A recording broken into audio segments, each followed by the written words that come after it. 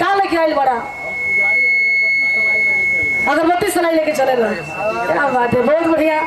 यही साइड धरोड़ा ना लगत है, गर्मी इतना है का धरे यहाँ। वैसे होने एक मिनट होने तमाम बात सुन के मिलल हो।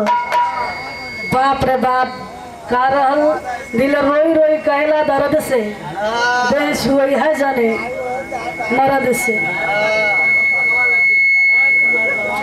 मैंने हम सब सुन ली है गाना, मन का कब खड़ा होके कब हम बता दें।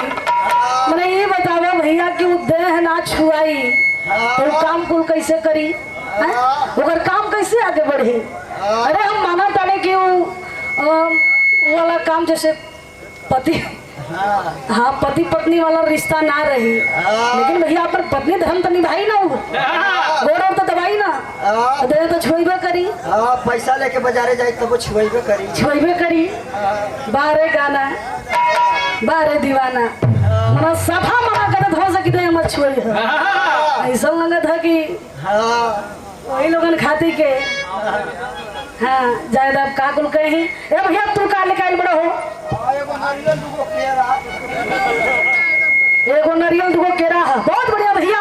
ए भैया आपका लेके आयल बड़ा, जल्दी बतावा। देखा देरी करने का काम ना, आज जवान होके बतावा, जनता एक्सेप्ट करी भैया।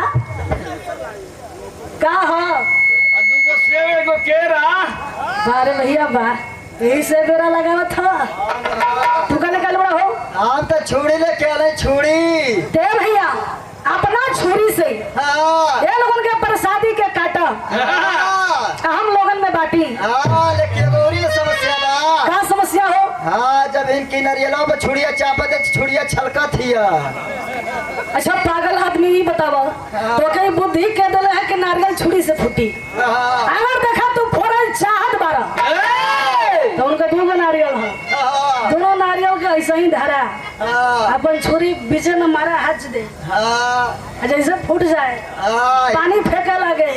इतवा की कान में डाल दे वजह की आप प्रसादी नारियल के काट के दे, हम बांट दे। हम बैठल रही हमरे बाबू भैया, तबे से लोग एकदम कब इधर नंबर आई कब नंबर आई। तो आप लोगन के घबराए के ना है, नंबर आ गई है।